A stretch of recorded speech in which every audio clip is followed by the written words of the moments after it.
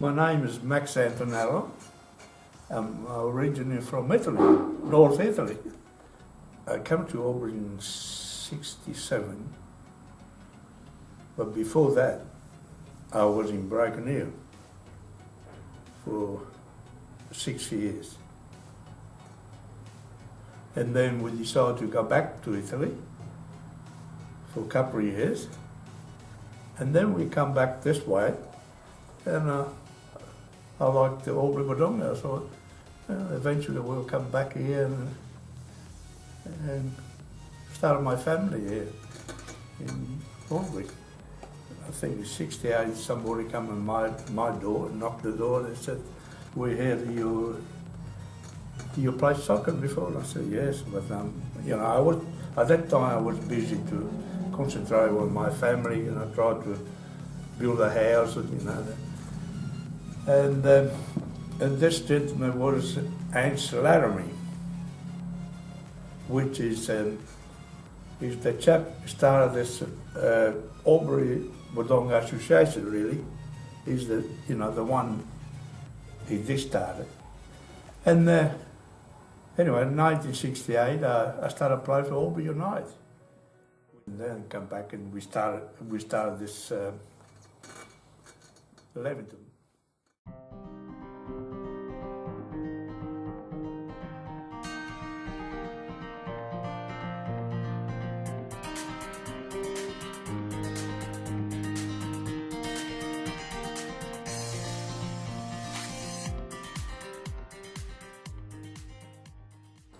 My name is Marisa Bertazzo.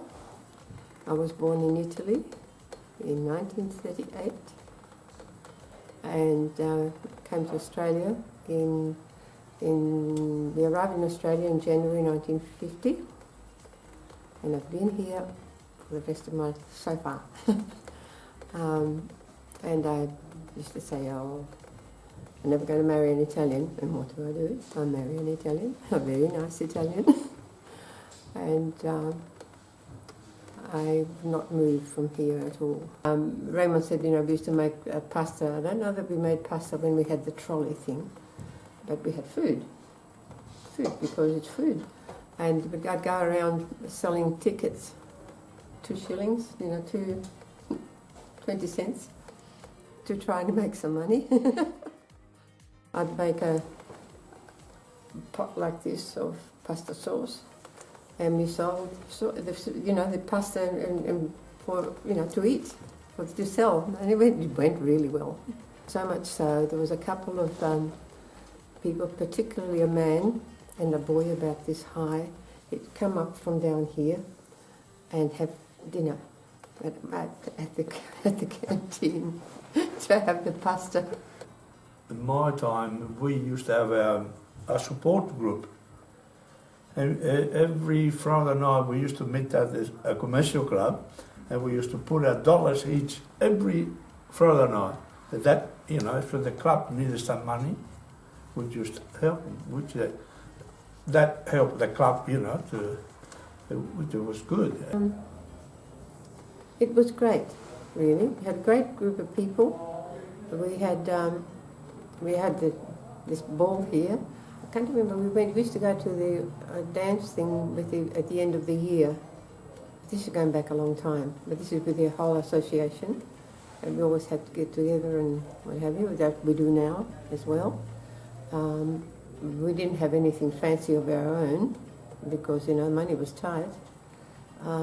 We had a ball here, We had a dinner, big thing here. And Franco and I, we were on a run thing, all this. And I'm dressed up with my 90-year stuff. And he had his pyjamas on. God, it was funny. We had them in fits. In fits. That was the funniest thing I've ever done in my life. By God, it was good. Yeah. So we made a bit of money with that,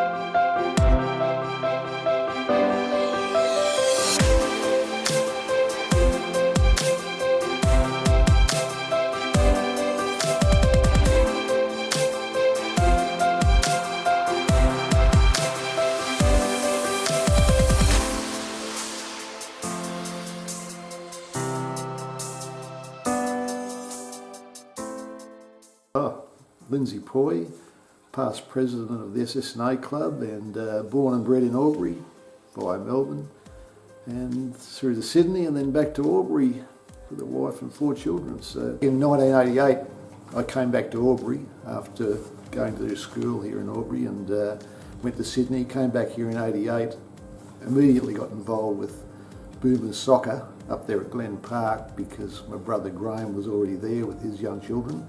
My father Roy was there supporting the boys, and so I had 2 boys who used to play Aussie rules in Sydney and I converted them across to playing soccer at Glen Park, so that was a big feat.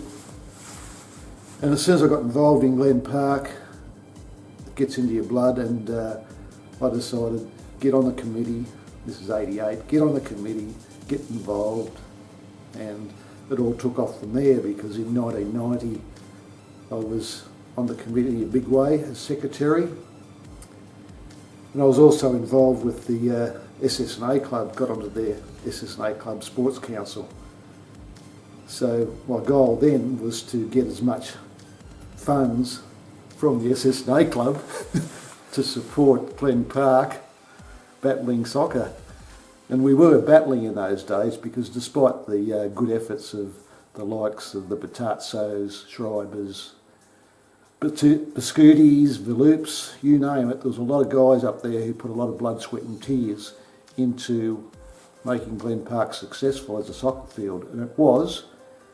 They put in long hours, and the name Boomers came about because of lack of facilities, the boys used to drink back at the Boomerang Hotel after every game, and Tom Pearsall, he got involved as a sponsor, so Boomers was created out of the Boomerang Hotel. But in time we finally had to bite the bullet and really create a good venue for soccer, and all those guys that I mentioned, they put in a lot of money to renovate the club, and at one stage, in about 1990, the club owed $20,000 to the Commonwealth Bank for renovations to the canteen, etc.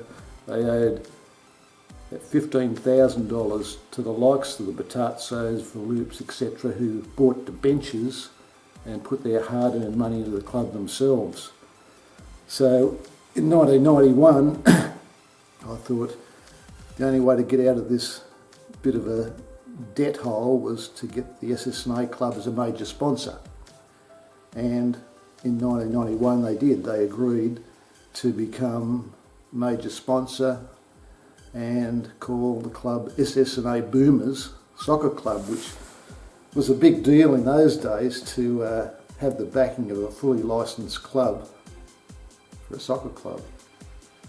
Few people didn't agree with the concept. E.g. most of the other soccer clubs around town, they thought, when they called us chequebook champions, they thought we were paying players, which we weren't.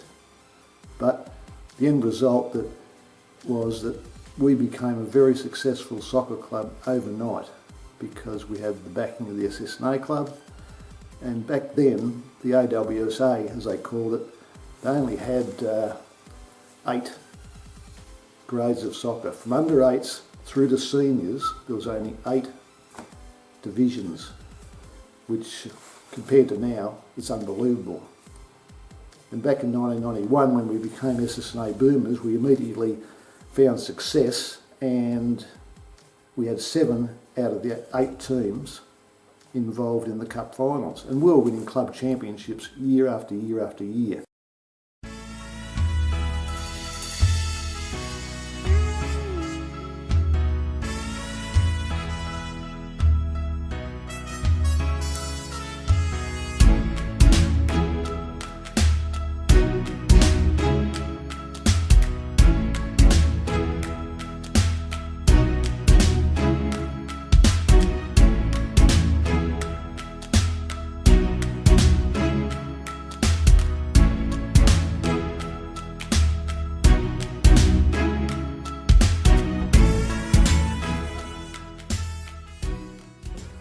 It only seems like yesterday that in 2006 I was organising the the 50-year reunion, which was at the SSNA club, which is ironic because SSNA Boomers in 2006 was thriving.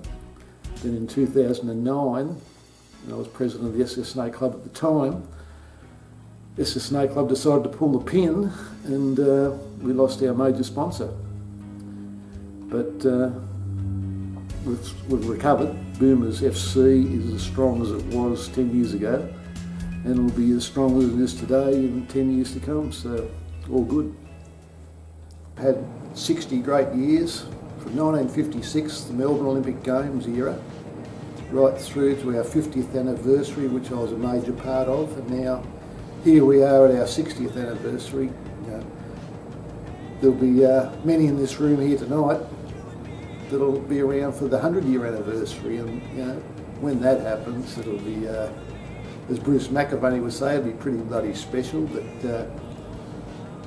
to have achieved 60 years of success at Glen Park is pretty remarkable.